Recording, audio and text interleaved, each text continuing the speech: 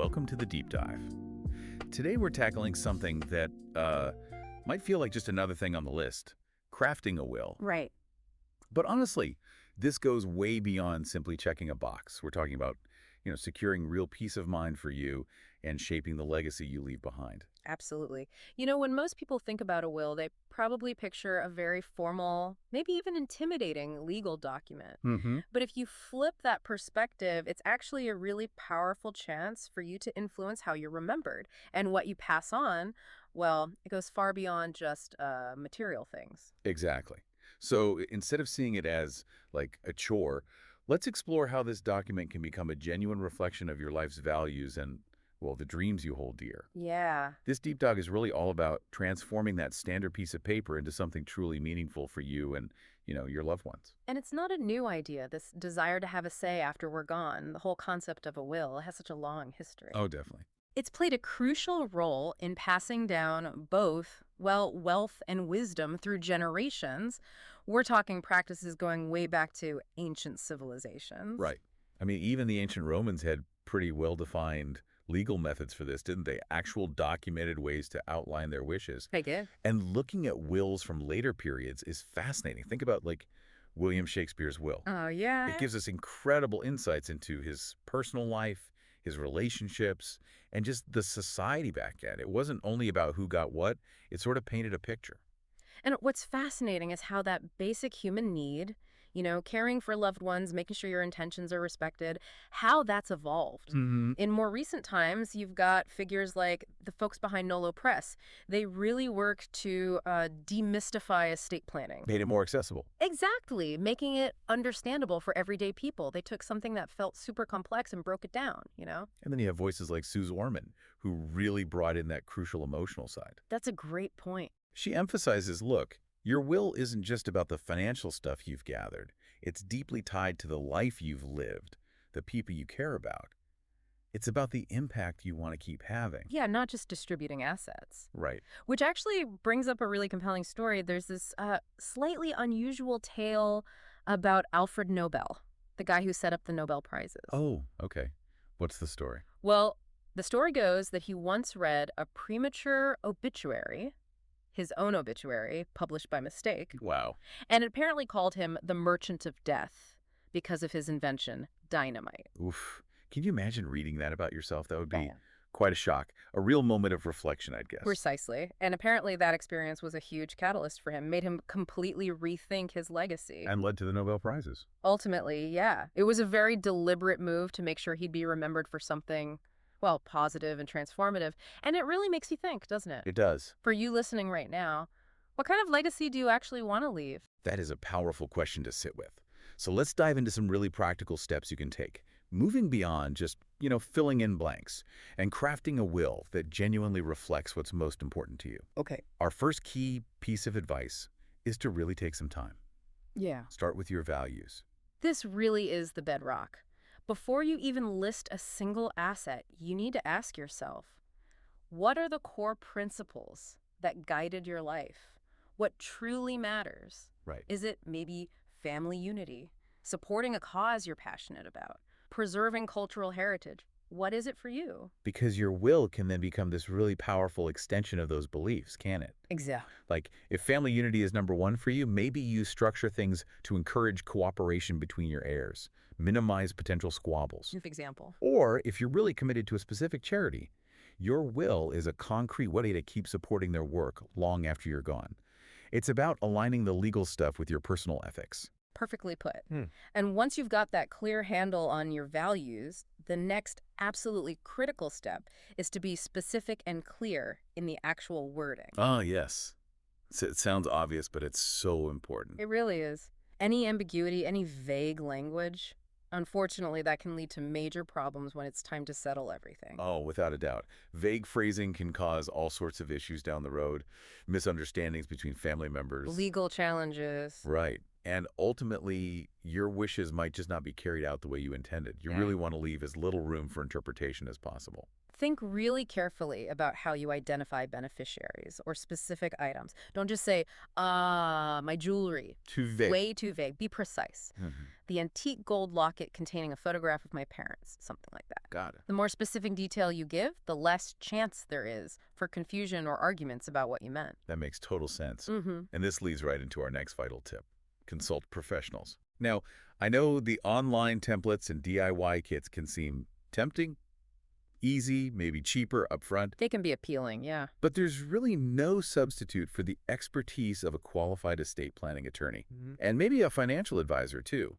They're essential guides, honestly. It can be a complex legal and financial world out there. Definitely. An experienced estate planning lawyer ensures your will meets all the specific legal requirements where you live, and those can vary quite a bit. Right, state by state. Exactly. They can also help you think through tax implications you might not even be aware of, and just make sure your wishes are put down in a legally solid, enforceable way.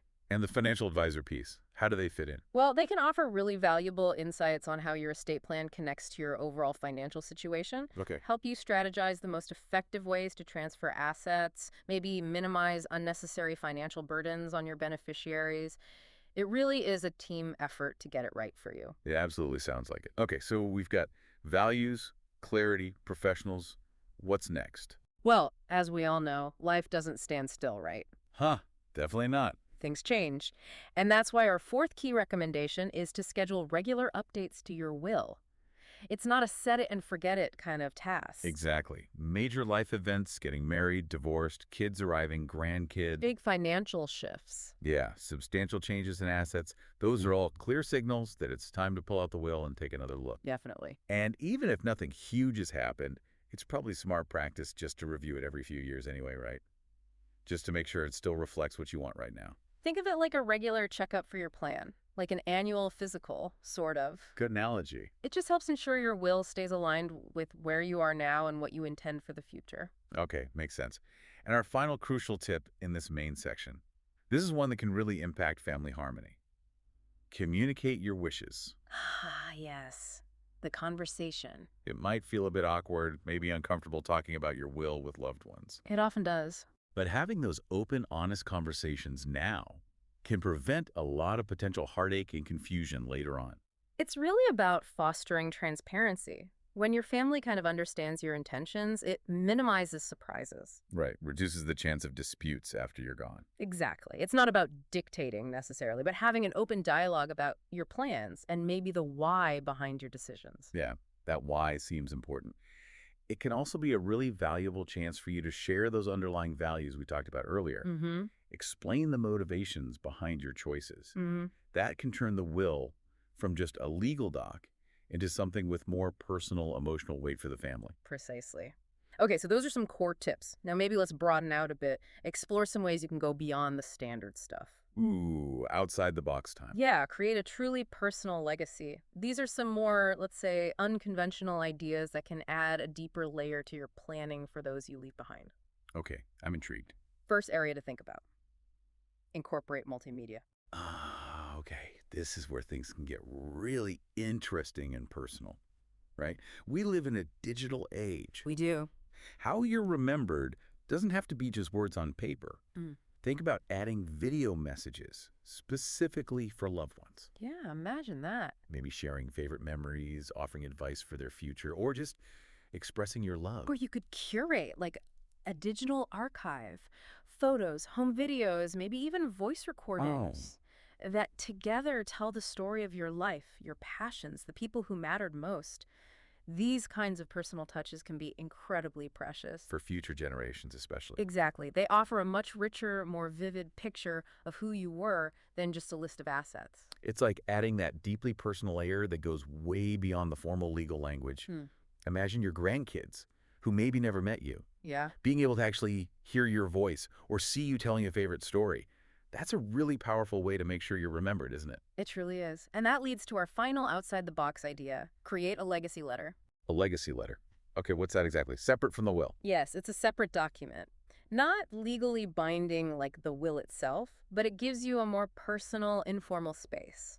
Okay. A place to express your hopes, your dreams for the future, the values you hold dear. Maybe share some life lessons you've learned for those you'll leave behind. So kind of like the heart and soul that complements the practical side of the will. That's a great way to put it. The will handles the what asset distribution, Yeah. and the legacy letter gets into the why behind it all. Right.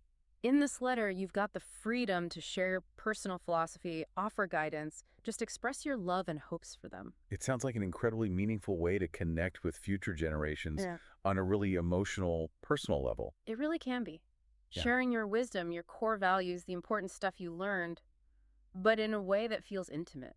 So as we kind of wrap up this deep dive, the biggest takeaway seems to be that legacy planning. It's just so much more than a financial task or a legal one. Absolutely. It's a profoundly personal journey, a unique chance for you to shape how you'll be remembered. And the lasting impact you'll continue to have. Yeah, on the world, on the people you care about most. Mhm. A thoughtfully crafted will, especially if you consider adding some of these more personal, creative elements we discussed. Like the videos or the letter. Exactly. It truly lets you ensure that your essence, the qualities that really define you, can transcend time, continue to resonate with your loved ones for years to come. It really does. So maybe the final thought for everyone listening, as you consider your own legacy, take some time to reflect on this. Hmm. What kind of story do you want your will to tell? How do you truly want to be remembered beyond just the distribution of assets? It's a powerful and, I think, really important question for you to sit with and explore. A perfect place to end. Thanks so much for joining us for this deep dive.